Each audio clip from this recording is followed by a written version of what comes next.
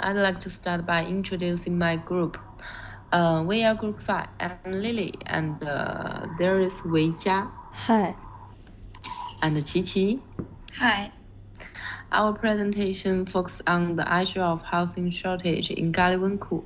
Our team made a detailed study and analysis report on the local emergency for the later design of the solution.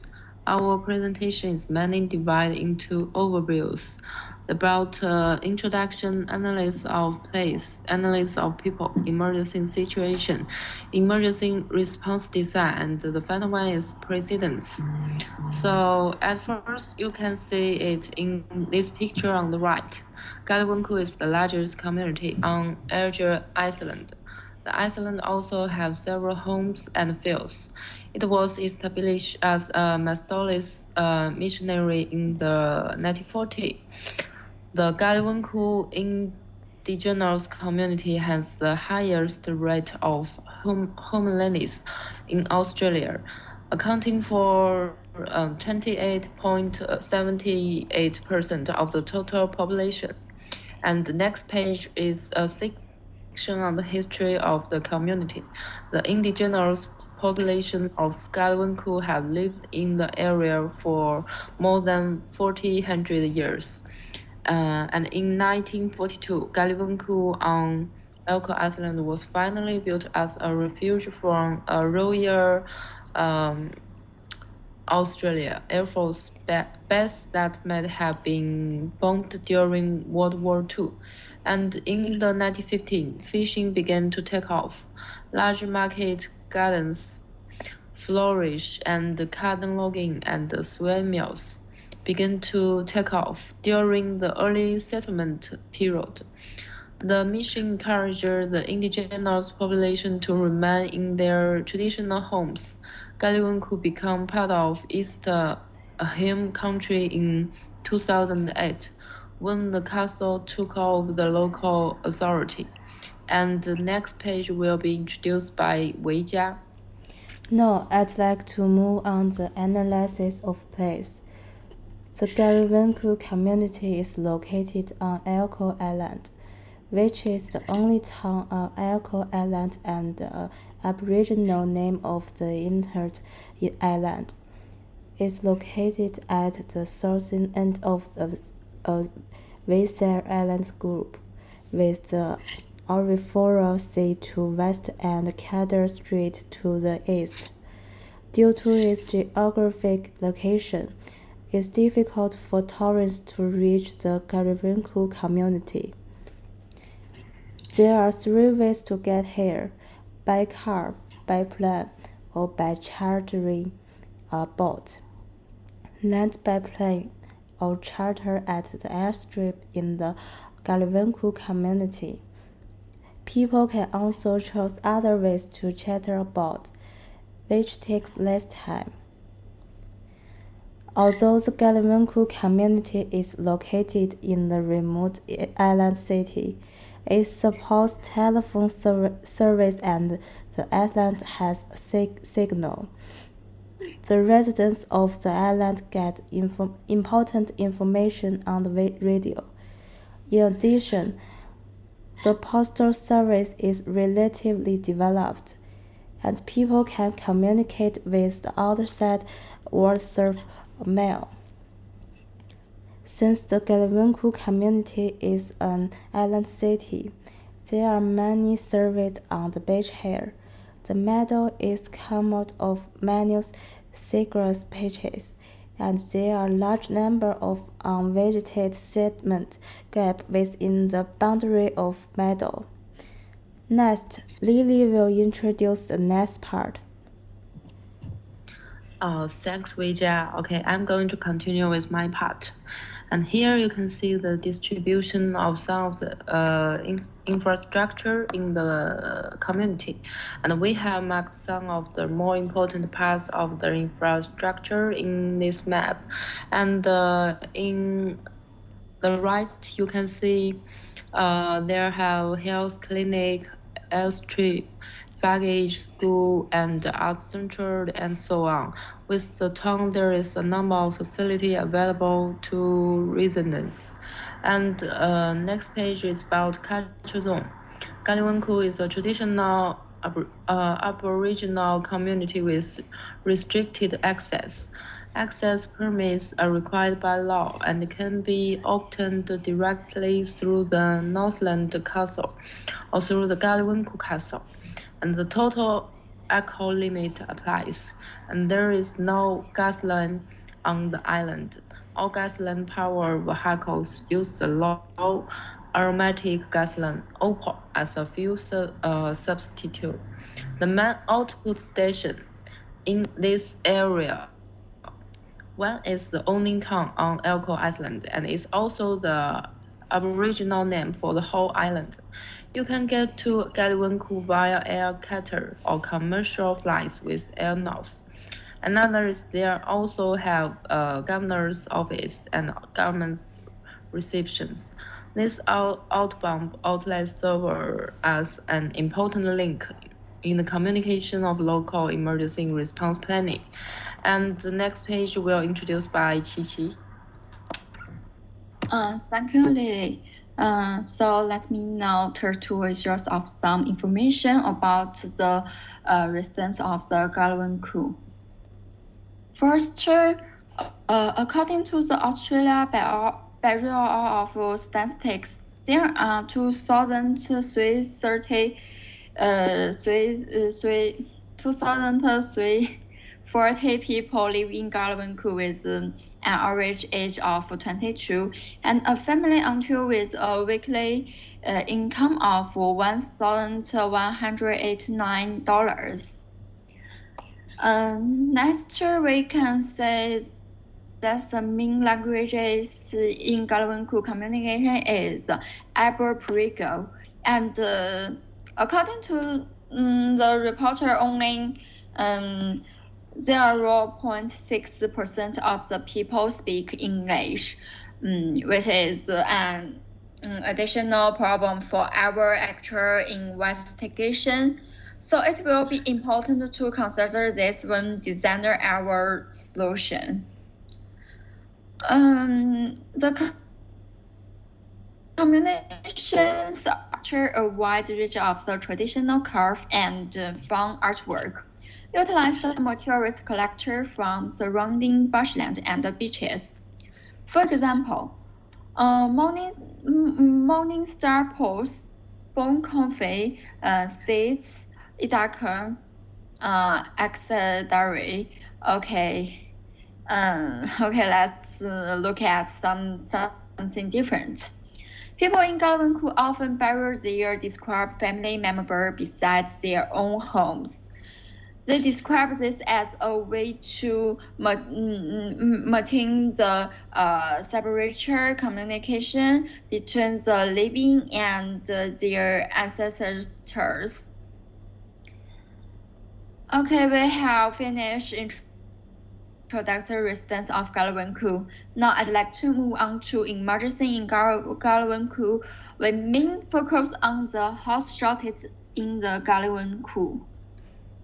First of all, we can say the Galiwanku average annual precipitation is 1,158.4 square meter. So we can say the Galiwanku is not dry.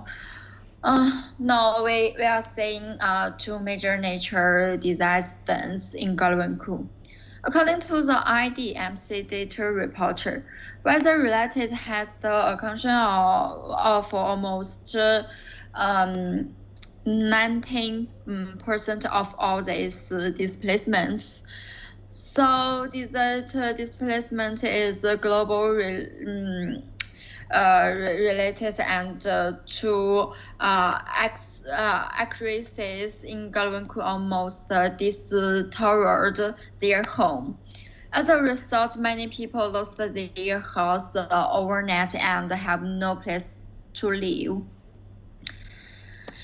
Faced with the problem caused by the 2050 collector line. The government provides 300 beds. The Urban Land Progress Association provides funds for residents to buy daily necessities and medical preparation were prepared. However, the government plans to building home in the next 3 to 5 years. So, due to overcrowding caused by housing shortage, domestic violence often occurs here. This is not really estimated to allocate to women who suffer from violence.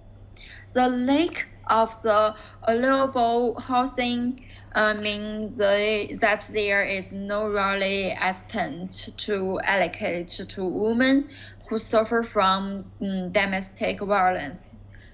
Therefore, they can only continue to suffer violence.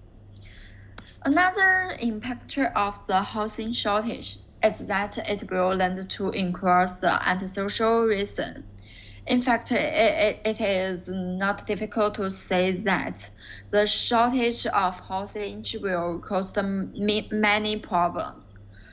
For example, from the personal perspective, it will affect the individual's physical and material health. From the social perspective, it will affect the stability of the society. From the government perspective, this is not conducive to their management. So the problem of housing shortage is worse as per all. Okay, next, Weijia will tell you about Galvin-Cool emergency response designer for housing shortage. No, I'd like to turn to emergency response design. The government encounters problems in its emergency response, such as housing asbestos crisis. When tiny asbestos fibers spread in the air and are inhaled, it can cause cancer. Asbestos has spread on the island in the past due to weather events, distressing 18 houses. Nearly a year after the hurricane distressed the houses in the community, no new houses were completed due to the displacement of residents. The proportion of antisocial technology has risen. The government provides a wide range of assistance, including financial assistance. The Northern Territory and federal government has announced an additional 5 million Australian dollars for the reconstruction of community houses. Importantly, the fund will also focus on building the resilience of community and the ability to respond to future events. The government has also provided locations for reconstruction community football field to turn into temporary test to accommodate displaced residents. The government used reconstruction to increase the employee rate. Various organizations in the East Annam area work closely with community organizations to implement local emergency management. Then Lili will continue to introduce the next part. Okay, I'd like to introduce the two relevant precedents in October 2012. Hurricane Sandy swept across 17 eastern states, including New York and New Jersey, which were declared major disaster areas. In the aftermath of Sandy, the U.S. Department of Housing and Urban Development organized a global design competition to better rebuild. The competition, called Rebuild by Design, seeks to introduce design to improve urban infrastructure and restore and improve the resilience of the city. One project you can see in this picture called Living Breakwaters, inventions and innovative ecologic breakwater. SCAP has designed a three-dimensional aquatic call center that can be integrated with the surrounding facilities. The wildlife and waterfront features have become both a good place to relax and view, and a place for nature education and experience in communities and schools. Another precedent is called Living Room, designed by the team at Mini Living's German headquarters. The house, which is only 50 square meters, contains a bedroom, living room, kitchen, and bathroom, maximizing public space. Through the design of portholes, sliding door, and turning shelf, it can seamlessly switch between the shared open daytime life and the closed provide space at night. I think it is a very good solution project and design. I think these two examples serve as good sustainability precedents to support our approach to the housing shortage in Galiwenku community. And sustainability is a state that lasts for long term. As designer, we try to solve the house shortage by integrating the local ecological environment with the design and creating design cases that can restore the vitality of the community. So next is our reference section, and that's the end of our presentation. Thank you for listening.